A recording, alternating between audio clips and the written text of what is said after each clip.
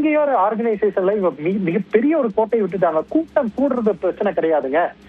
இவ்வளவு பெரிய கூட்டம் விஜய்க்கு கூடுறது பெருமை கிடையாது. அந்த கூட்டத்தை வந்தவங்க எல்லாருமே பத்திரமா வீடு போய் சேர்ந்து நாளைக்கு தேர்தலை இங்க வாக்களித்து விஜய் வெற்றி பெற்றால் மட்டும்தான் விஜய்க்கு பலம். கூட்டம் கூடி அதுல எவ்வளவு பெரிய அப்பாவிதம் ஏற்பட்டு இத்தனை பேர் உயிரிழப்புங்கிறது ஒரு பெருமையோ ஒரு பலம் கிடையாதுல்ல எந்த ஒரு கட்சிக்குமே. மிக்க நன்றி அரவிந்த் குணசேகர். இணைப்பில் வந்து பல்வேறு விஷயங்களையும் பகிர்ந்து கொண்ட மிக்க நன்றி. கரூர் அரசியல் பரப்புரை சம்பவம் என்பது ஒரு பெருந்துயர சம்பவமாக மாறி இருக்கிறது. 36 பேர் உயிரிழந்திருக்கக்கூடிய நிலையில் 62 பேர் வரையும் மருத்துவமனையில் சிகிச்சை பெற்று வருகிறார்கள். கரூர் மருத்துவமனைகள் எங்கும் மரண ஓலங்கள் தொடர்ந்து கேட்டுக் கொண்டிருக்கின்றன. கரூர் அரசு மருத்துவக் கல்லூரி மருத்துவமனை மற்றும் தனியார் மருத்துவமனைகளில் தொடர்ந்து அங்கு இருக்கக்கூடிய பாதிக்கப்பட்டவர்கள், உயிரை இழந்தவர்களினுடைய உறவினர்கள் செய்தியாளர்களிடம் பேசிய காட்சிகளை தற்போது பார்க்கலாம். வெளியே போகிறதுக்கு வழியே இல்லைங்கண்ணா. தளபதி வாகனம் நெருங்க கும்பல் நெரிசல் அதிகமாயிருச்சு. அவர் மேலேயும் தப்பு சொல்ல முடியாது. எல்லாத்துக்கும் ஹெல்ப் பண்ணார் தளபதி. நானும் ஒரு தளபதி ஃபேன் தான். தளபதியை பார்க்கணும் தான் எல்லாம் ஆசைப்பட்டு வந்துடுறாங்க. அந்த கூட்டத்தில் நெருங்க கும்பல் கட்டுப்பாட்டுக்கு மீறி வந்துருச்சு. அவங்க நினைக்காத கும்பல் வந்திருக்க மாட்டாங்க, அதுக்கு மேலே வந்துட்டாங்க. கும்பல் கட்டுப்படுத்த முடியாத சூழ்நிலை. நெருங்க அரசாங்கம் பறிச்சு போட்ட குழியில பாதி பேர் தவறி விழுந்துட்டாங்க. அவர் பிரச்சாரம் பண்ண வாகனம் பக்கத்திலே குழி இருந்தது. ஆமா, டிச்சு இருக்கு, குழி டிச்சு இருக்குது. அங்க விழுந்து தவறி யாரும் அவங்க மேலே தப்பு சொல்ல முடியாது, அவங்க மேலே தப்பு சொல்ல முடியாது. கொடுத்த அவங்க நிர்வாகம் கொடுத்த அவங்க குழியை கொடுத்தது அந்த இடத்துல கொடுத்தது தப்பு. பிரச்சார வாகனத்தை அவங்க கொடுத்தது தப்பு. அவங்க அது ஒரு தப்பு. அதுக்கு மீறி இது நடந்தது எல்லாமே மக்கள் எங்கிட்டுமே வெளியே வரதுக்கு வழி இல்லை, பின்னாடி வர்றதுக்கு வழி இல்லை, வெளியே போறதுக்கு வழி இல்லை, சைடில் வர்றதுக்கு வழி இல்லை. நாங்களாம் உயிர் பழச்சு வந்ததே பெருசா இருந்துச்சு. இப்போ எங்களுக்கே ஒரு 7-8 மணி நேரம் வெயில நின்னதுனால அவர் பார்க்கணும்னு ஒரு ஆசைனால எல்லாமே அந்த இடத்துல இருந்தோம். அந்த இடத்துல இருந்த போக்குல மக்கள் வெள்ளம் அதிகமாயிருச்சு. மக்கள் அதிகமானனால கட்டுப்படுத்த முடியலைங்க யாருனாலுமே. இது யாரை குறை சொல்றேனே தெரியல. நானே இப்ப வெளியே வர முடியாம இவ்வளவு நேரம் கழிச்சு இப்பதானே வெளியே வரேன். குழந்தைங்களை காணோம், எங்க குழந்தைங்கன்னா என்ன நிலைமை ஆனாங்க அப்படின்னு தேடிக்கிட்டு இருக்காங்க. நானும் அதுல விழுந்து எந்திரிச்சு வந்தோம் தான். குழந்தைகள் பாதி பேரு மக்கள் குழந்தைங்க படுத்துறது கூட பார்க்காம எல்லாம் மீச்சு நடந்து போறாங்க. நானும் அந்த குழந்தைங்களை காப்பாற்ற எவ்வளவு ட்ரை பண்ணோம். ஆமா, அந்த கொட்டைக்கு பக்கத்துலயே ஒரு சாக்கடை இருக்குது. அங்கிருந்து தூக்கி போட்டாங்க. அந்த இடத்துலயே பாதி மக்கள் மயக்கம் அடைஞ்சனாலதான் அவர் அங்கிருந்து வாட்டர் பாட்டில் தூக்கி போட்டது. அதே இடத்துல ரொம்ப முடியாத கஷ்டம் தானே. அது கட்டுக்கடங்காத கூட்டம் அதிகமாகி விட்டது. அதை கட்டுப்படுத்த முடியாமல் இவ்வளவு கும்பல் வந்தனால கொஞ்சம் சிரமமாகி போச்சு. யாரு மேலேயுமே இதை தப்பு சொல்லி குறை சொல்றதுக்கு எதுவுமே கிடையாது. இதுல மொத்தம் 3 பேர்த்து கூப்பிட்டு வந்தாங்க. 3 பேர்த்து மயக்கத்தில் வந்தாங்க. அந்த விஜய் பேசின இடத்த பின்னாடி நல்லா மயக்கத்தில் வந்தாங்க. டக்குன்னு வண்டி உள்ள விட்டு ஏற்றிட்டு வந்துட்டேன். 3 பேர்த்து ஏற்றிட்டு வந்துட்டேன். 3 பேர்த்து ஏற்றி அமராவதி இறக்கி விட்டுருக்குறேன். ஒன்று சீரியஸ் கண்டிஷன், இன்னொன்று கொஞ்சம் நல்லா இருக்காங்க. ஒரு பையன் நார்மல், ஒன்றும் பிரச்சனை இல்லை, நல்லா இருக்கிறிய, ஒன்றும் பிரச்சனை இல்லைங்க, நல்லா இருக்கிறாங்க. மொத்தம் 3 பேர்.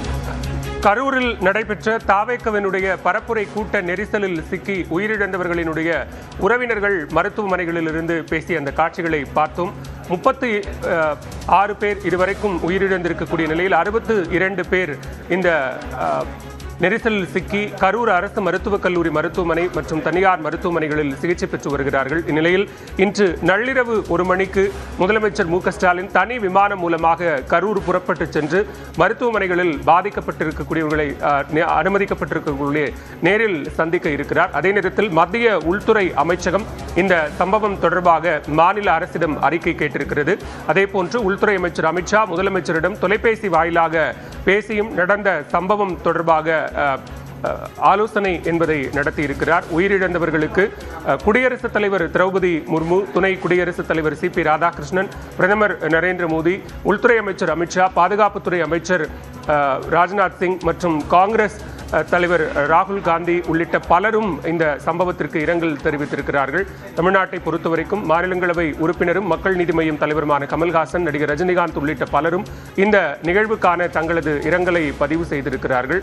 தொடர்ந்து இந்த சம்பவம் தொடர்பான அடுத்த கட்ட நடவடிக்கைகள் பாதிக்கப்பட்டவர்கள் தொடர்பான இந்த கண்காணிப்பு பணிகளை மேற்கொள்வதற்காக முதலமைச்சர் உத்தரவிட்டதன் பேரில் பள்ளிக்கல்வித்துறை அமைச்சர் அன்பில் மகேஷ் தற்போது கரூர் அரசு மருத்துவக் கல்லூரி மருத்துவமனைக்கு வருகை தந்திருக்கிறார். அதே நேரத்தில் காவல்துறை உயர் அதிகாரிகளுக்கும் இது தொடர்பான கண்காணிப்பை தொடர்ந்து மேற்கொள்ள முதலமைச்சர் மு.க.ஸ்டாலின் உத்தரவிட்டிருக்கக்கூடிய நிலையில் தற்போது உயிரிழந்தவர்கள் மருத்துவமனைகளில் அவர்களினுடைய உடல்கள் இருக்கிறதா என்று உறவினர்கள் அந்த பகுதிகளில் கதறி அழக்கூடிய அந்த காட்சிகளையும் நாம் பார்த்து கொண்டிருக்கிறோம்.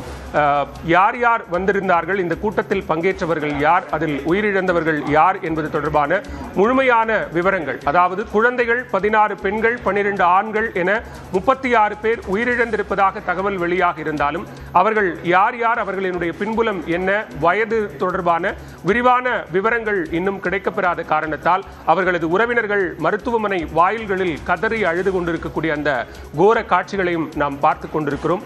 இந்நிலையில் இந்த சம்பவம் தொடர்பாக விரிவான விசாரணை நடத்துவதற்காக முதலமைச்சர் மு.க.ஸ்டாலின் ஓய்வு பெற்ற நீதியரசர் அருணா ஜெகதீசன் தலைமையில் ஒரு நபர் ஆணையத்தை அமைத்து உத்தரவிட்டிருக்கிறார். இந்த நெரிசல் நடந்ததனுடைய பின்னணி, மீட்பு நடவடிக்கைகள் உள்ளிட்டவை தொடர்பாக ஒரு விரிவான விசாரணை நடத்தி அறிக்கை அளிக்க வேண்டும் என்றும் இந்த ஒரு நபர் ஆணையத்திற்கு உத்தரவு பிறப்பிக்கப்பட்டிருக்கிறது. அதே நேரத்தில் நாம் பார்த்து கொண்டிருக்கக்கூடிய இந்த காட்சிகள் என்பது நெஞ்சை உலுக்குவதாக இருக்கிறது. இந்த காட்சிகள் சிறுவர்கள், குழந்தைகள் இந்த பரப்புரை கூட்டத்திற்கு அழைத்து வரப்பட்டவர்கள் உயிரிழந்திருக்கிறார்கள். அதே நேரத்தில் திருச்சியிலிருந்து தனி விமானம் மூலமாக சென்னை புறப்பட்ட தாவேக தலைவர் விஜயிடம் இது தொடர்பாக கருத்து கேட்கப்பட்ட நிலையில் அவர் கருத்து எதுவும் கூறாமல் செய்தியாளர்களை புறக்கணித்துவிட்டு தனி விமானம் மூலம் புறப்படுவதற்காக அவர் விமான நிலையத்திற்கு சென்று விட்டார். அவர் சென்னை விமான நிலையத்திற்கு வந்து கார் மூலமாக இல்லத்திற்கு புறப்பட வாய்ப்பு இருக்கிறது. இந்நிலையில் இந்த சம்பவம் தொடர்பாக இதுவரைக்கும் தாவேக தரப்பிலிருந்து எந்தவிதமான எதிர்வினையும் வராத சூழலில் இந்த மிக பெரும் ஒரு துயர சம்பவம் குறித்து விரிவான விசாரணை நடத்துவதற்கும் உத்தரவிடப்பட்டிருக்கிறது. மாவட்ட ஆட்சியர், அங்கு முன்னாள் அமைச்சர் செந்தில் பாலாஜி மற்றும் அமைச்சர் அன்பில் மகேஷ் உள்ளிட்டோருடன் ஆலோசனை நடத்தக்கூடிய அந்த காட்சிகளையும் நாம் பார்த்துக் கொண்டிருக்கிறோம். காவல்துறை உயரதிகாரிகள், மிக குறிப்பாக முதலமைச்சர் உத்தரவின் பேரில் ஏடிஜிபி டேவிட்சன் தேவாசீர்வாதம் தலைமையிலான காவல்துறை குழு என்பது அங்கு நிலைமையை கண்காணிக்கவும் நிலைமையை சீரமைக்கவும் உத்தரவிடப்பட்டிருந்தது. அந்த அடிப்படையில் அதற்கான நடவடிக்கைகளும் அங்கு தொடர்ந்து மேற்கொள்ளப்பட்டு வரக்கூடிய காட்சிகளை நாம் பார்க்கிறோம். உயிரிழந்த குழந்தைகள், பெண்கள் என மருத்துவமனையிலிருந்து வெளிவரக்கூடிய காட்சிகள் என்பது மிகவும் ஒரு கோரத்தை வெளிப்படுத்தக்கூடிய காட்சிகளாக இருந்து கொண்டிருக்கிறது. 16 பெண்கள், 12 ஆண்கள், குழந்தைகள் என 36 பேர் இந்த கூட்ட நெரிசலில் சிக்கி உயிரிழந்திருக்கிறார்கள்.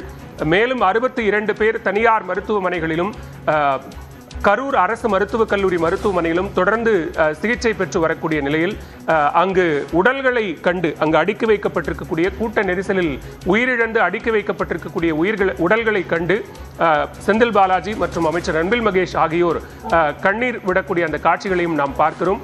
ஒட்டுமொத்த கரூரும் இன்றைய மாலை என்பது மிகப்பெரிய ஒரு துயர் நிறைந்த மாலையாக மாறியிருக்கிறது.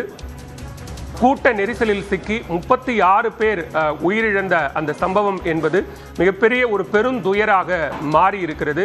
இந்நிலையில் இந்த சம்பவம் தொடர்பாக நம்முடைய தொலைபேசி வாயிலாக பேசிய சுகாதாரத்துறை அமைச்சர் மா சுப்பிரமணியன் அவர்கள் கரூர் அரசு மருத்துவக் கல்லூரி மருத்துவமனை மற்றும் தனியார் மருத்துவமனைகளில் தற்போது பாதிக்கப்பட்டு சிகிச்சை பெறுபவர்களுக்கான உரிய சிகிச்சைகளை வழங்குவதற்கான மருத்துவ குழுக்கள் அங்கு தயார் நிலையில் வைக்கப்பட்டிருப்பதாகவும் அவர்கள் உடனடியாக, அதாவது விடுப்பில் இருக்கக்கூடிய அல்லது பணியில் இல்லாத மருத்துவர்களையும் உடனடியாக விரைந்து மருத்துவமனைக்கு அழைத்து வருவதற்கான ஏற்பாடுகளும் செய்யப்பட்டிருப்பதாக கூறியிருக்கிறார். களத்திலிருந்து இணைகிறார் சிறப்பு செய்தியாளர் ரகுவரன். தற்போது நீங்கள் இருக்கக்கூடிய பகுதியில் என்ன நிலவரம்? அமைச்சர் அன்பில் மகேஷும் மருத்துவமனைக்கு வந்து நேரில் பார்வையிட்டாரு, அங்க இருக்கக்கூடியதை பதிவு செய்யலாம். தற்போது 2 அமைச்சர்கள் இந்த மருத்துவமனையை பார்வையிட்டு செய்திருக்காங்க. மருத்துவமனையில் அனுமதிக்கப்பட்டிருப்பவர்களுக்கு உடல்நிலை எப்படி இருக்கிறது, அவர்களுக்கான சிகிச்சைகள் என்ன கொடுக்கப்பட்டுக் கொண்டிருக்கிறது, என்னென்ன தேவைகள் இருக்கிறது என்பதனை தற்போது சட்டத்துறை அமைச்சர் ரகுபதி அவர்களும் தற்போது பள்ளிக்கல்வித்துறை அமைச்சர் அன்பில் மகேஷ் அவர்களும் தற்போது இந்த பகுதியில் மருத்துவமனையில் ஆலோசனையில் இருக்கிறார்கள். அவசர காலமாக அமைக்கப்பட்ட ஒரு அவசர மருத்துவ குழுவுடனும் மாவட்ட ஆட்சியருடனும் இருக்கிறார்கள். இது போன்ற சிகிச்சைகள் கொடுப்பது என்னென்ன தேவைகள் இருக்கிறது, தனியார் மருத்துவமனை சிகிச்சை பெறுபவர்களுக்கு என்னென்ன தேவைகள் இருக்கிறது, அதை உடனடியாக எப்படியெல்லாம் சரி செய்ய வேண்டும் என்பது தொடர்பான ஆலோசனைகள் தற்போது நடைபெற்று வந்திருக்கிறது. குறிப்பாக இன்னும் பாத்தீங்கன்னா 30க்கும் மேற்பட்டோர் தனியார் மருத்துவமனைகள்ல இருக்கிறாங்க. அவங்களுக்கு சிகிச்சை அளிக்க வேண்டும். அதுக்கான மருத்துவ உதவிகள் எதுவும் தேவையா, ஊழியர்கள் சரியாக இருக்கிறார்களா, இல்லை என்றால் அரசு மருத்துவக் கல்லூரி மருத்துவமனைக்கு அவர்களை மாற்றுவதற்கான ஏற்பாடுகள், ஆம்புலன்ஸ்களை தயார் நிலையில் வைத்திருப்பது போன்றவை அறிவுரையாக வழங்கப்பட்டிருக்கிறது. அது மட்டும் இல்லாமல் கூடுதலாக பக்கத்து மாவட்டங்களிலிருந்தும் மருத்துவ குழுக்கள் தற்போது வரவழைக்கப்பட்டிருக்கின்றன. மருத்துவமனையில தற்போது இந்த கரூர் மருத்துவக் கல்லூரி மருத்துவமனையில ஃபுல் ஸ்ட்ரென்த்ல தற்போது இந்த மருத்துவர்கள், செவிலியர்கள் தற்போது வரவழைக்கப்பட்டிருக்கிறார்கள். எமர்ஜென்சியில இருக்கக்கூடிய 60 படுக்கைகளும் தற்போது முழுமையாக இருக்கிறது. அது இல்லாமல் கூடுதல் படுக்கைகளும் தற்போது ஏற்பாடு செய்யப்பட்டிருக்கிறது. ரகுவரன், இப்போ அங்கு பாதிக்கப்பட்டவர்கள், உயிரிழந்தவர்கள், அவர்கள் சார்ந்த விவரங்கள் உறவினர்களுக்கு தெரிவிக்கப்பட்டிருக்கா? அதற்கான ஏற்பாடுகள் செய்யப்பட்டிருக்கா? யார் யார் இங்க வந்தாங்க அப்படின்றது அவங்க உறவினர்களுக்கே தெரியாத சூழல் இருக்கிறது. அதனால தற்போது இறந்தவர்களினுடைய உடலை ஒரு இடத்துல எடுத்து வைக்க, அமரர் எடுத்து வைக்க, அவங்க யார் யார் இறந்து போயிருக்காங்களோ ஐடென்டிஃபை பண்றதுக்காக அவங்களுடைய உடல் எல்லாம் அந்த இடத்துல வைக்கப்பட்டிருக்கிறது. அதுக்காக வருவாய் அதிகாரிகள் நியமிக்கப்பட்டிருக்காங்க. யார் யார் காணோம் அப்படின்னு சொல்லிட்டு அவங்க உறவினர்கள் எல்லாம் வராங்களோ அந்த அதிகாரிகள் அவங்க உடலை அடையாளம் காட்டுவதற்கான ஏற்பாடுகள் இங்க செய்யப்பட்டிருக்கிறது. அதற்கான நடைமுறைகள், என உறவினர்கள் நிறைய பேர் குவிஞ்சுக்கிட்டே இருக்காங்க. மருத்துவமனை முழுவதுமாகவே தற்போது பாத்தீங்கன்னா மக்கள் நிறைய அளவுல கூட்டம் இருக்கிறது. உறவினர்கள் அழுத வண்ணமாக எங்க பார்த்தாலும் உறவினர்களுடைய அழுகை குரல் கேட்டுக்கொண்டே இருக்கிறது. அதனால